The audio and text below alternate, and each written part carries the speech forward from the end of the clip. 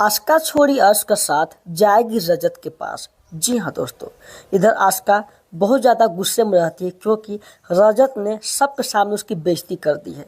ऐसे में अर्श को भी इतना ज़्यादा गुस्सा आ रहा होता है, लेकिन कोई कुछ नहीं कर पाता है और रजत ऐसी बेइज्जती करता है जो उसको ज़िंदगी भर याद रहेगा और इसका वो बदला लेने के लिए कहता है। दूसरी तरफ में जहाँ मीनू बहुत परेशान है, वहाँ पर सवी आती है और उससे बात करती है। कहती है कि तुम्हारे लिए अमन बेस्ट लड़का है। हमने अभी तक जहाँ तक देखा है वो लड़का में ऐसे नहीं लगता कि तुम्हें लिए ऐसा कोई गलती कदम उठा सकता है। और तुम्हें कैसा लगता है मीनू? जहाँ मीनू भी कहती है हमने भी बहुत कोशिश किया, लेकिन बस उससे यही साबित होता है कि कोई भी अमन में कमी है ही नहीं। ऐसे में सभी एक तक कह रही थी तुम उसे अपना लो, नहीं तो बाद में मौका ना निकल जाए और फिर पछताने के सब कुछ न रहे। इसलिए ही मौका है और भगवान एक बार गलती का एहसास कराता है। दूसरे तरफ में जैसे ही सभी के बाबूजी जा रहे होते हैं, रजत से टकरा जाते हैं। रजत पूछता है आप ये सारा सामान लेके कहाँ जा रहे हैं? जहाँ शांतनु बोलते हैं कि आज हमारी एनिवर्सरी है। जहाँ पर रजत कहता अच्छा एनिवर्सरी है वो, लेकिन एनिवर्सरी में क्या, इसमें तो सब जो है सिर्फ कहने की होती है और अगला तो पूछता तक नहीं है। जहाँ उसको अपनी पुरानी बीते पल याद आते हैं कि किस तरह आस्का के साथ उसको हुआ करता था। एनिवर्सरी के दिन मस्त सजाता, आस्का को लेके आता था केक कटिंग के लिए, बट आस्का जो है उसको विश तक नहीं की थी। उसी समय से इसे एनिवर्सरी से चिढ़ आने लगी है। ऐसे में रजत यही कहता है कि ये सब बकवास चीज़ें हैं, कुछ नहीं है। अरे औरतों तो आजकल ना विश तक नहीं करते हैं और एनिवर्सरी में क्या सिर्फ मर्दों से उम्मीद रखते हैं। और ऐसे में तो हमको लगता है सब बकवास चीज़ है, लेकिन जो है शांतनु बोलते हैं ऐसा कुछ नहीं है, तुम अपने सही नज़रिए से देखो और दोनों का प्यार सा बंधन है और ऐसे में सबको खुश रहना ही चाहिए। और तुम जो बिल्कुल बोल रहे हो ना गलत है, लेकिन दोनों के बीच झड़प हो जाता है क्योंकि रजत स्वीकार नहीं करता है उसके साथ गलत हुआ है। वो समझता है सभी औरतें ऐसे ही होती हैं। शांतनु जो हैं उस चीज़ को किसी तरह से हैंडल करते हैं और सोचने पर मजबूर हो जाते हैं कि कहीं हमारे साथ भी ऐसा ना हो जाए। लेकिन रजत के इस बात से शांतनु को बहुत ज़्यादा गुस्सा आता है और दोनों के बीच इतना ज़्यादा लड़ाई झगड़ा हो जाता है कि शांतनु यहाँ से निकलने तक बोल देते हैं। वहीं इधर दूसरे तरफ में अर्श बहुत परेशान है रजत को लेकर। आस्का कहती है तुम ना अब एक काम करो, तुमसे हाथ जोड़कर मैं विनती कर रही हूँ, प्लीज़ रजत का तुम अब पीछा करना छोड़ दो, ये हार जीत की खेल मत खेलो। अब तुम क्या चाहते हो? जहाँ पर अर्श उस पर गुस्सा करता है, कहता है कि मैं कभी नहीं छोड़ सकता हूँ। उसने बहुत बड़ी हमसे टक्कर लेकर गलती किया है, उसका तो सज़ा दिला कर रहूँगा चाहे जैसे भी हो। लेकिन वहाँ पर आस्का गुस्सा करती है नहीं तुम ऐसा कुछ भी नहीं करोगे।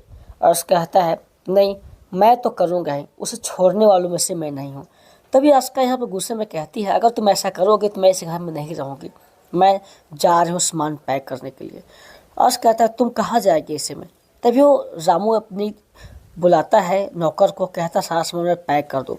तभी वो पैक करने लगती है। वहाँ पर आ जाता है अर्श, उसे समझाता है प्लीज़ तुम ऐसा क्यों कर रही हो, तुम बात क्यों नहीं समझती है। जहाँ उसका बस यही बोलती है तुम अब क्या चाहते हो अर्श, वो तो पूरा बर्बाद हो चुका है, तूने उसका बेटा छीन लिया, उसकी वाइफ छीन ली, बेटी भी छीनने की कोशिश की, अब क्या चाहिए? एक छोटा सा क्या उसने अवार्ड जीत लिया कि तुम उसका नाक में जीना दम कर दिया है। ऐसे में क्यों कर रहे हो? तुम खुश रहो ना, अगला खुश रहने दो। लेकिन अर्श बोलता है नहीं ऐसा कभी होगा नहीं। जहाँ उसका बोलते हैं अगर तुम ये नहीं करोगे तो मैं इस घर में रहूँगी ही नहीं, इसके लिए हम यहाँ पर तुमको छोड़कर चले जाएंगे। जहाँ पर अर्श को बहुत धक्का लगता है और दोनों के बीच यहाँ पर ज़िंदगी में एक होता है दरार पैदा हो जाती है। ऐसे में वो रोकता है बार बार, बट इसमें आस्का ने ठान लिया है कि हम जो है घर को छोड़कर चले जाएंगे। बस वही कहती है तुम अगर नहीं मानोगे तो मैं जा रही हूँ इस घर को छोड़कर। यहाँ पर अर्श उसको रोकने की कोशिश करता है लेकिन नहीं रुकती। तभी कहता है तुम कहाँ जाओगी? उस एक्स हस्बैंड के पास, क्या तुमको एक्सेप्ट करेगा वो? तभी यहाँ पर आस्का के दिमाग ठिकाने आ जाते हैं, आखिर वो क्या करेगी। तभी सोचने पर मजबूर हो जाती है और उसको कोई दिमाग फिर काम नहीं करता है और उसको फिर से किसी तरह से बातों में उलझाकर मना ही लेता है। ऐसे में सही सोचता है अब तो बदला पूरा होकर ही रहेगा। दूसरी तरफ में शांतनु ईशा के बीच अच्छा खासा मूवमेंट खराब होने वाला है, क्योंकि जब शांतनु कुछ कर रहे होते हैं तभी ईशा से उम्मीद करते हैं, मांगते हैं। तभी ईशा आती चाय देते हैं जो कि पीते भी नहीं है और कहते हैं मेरी ऐसी वाइफ है, सच में बोलता है रजत, कि उनको कोई केयर ही नहीं होता है।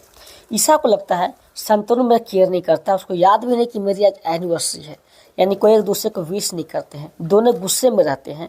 ऐसे में इस गुस्से को होना जायज़ है। शांतनु को लगता है कि आज रजत की कही बात सच हो गई और अभी तक इसने थोड़ा सा ही प्यार जताया होता।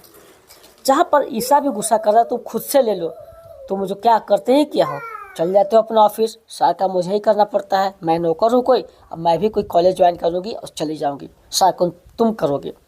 जहाँ वो बोलता है मैं क्या नहीं करता हूँ, सब कुछ मैं करता हूँ, घर में भी काम करता हूँ, बाहर भी करता हूँ, अब क्या रामू काकू बना कर रखोगे मुझे।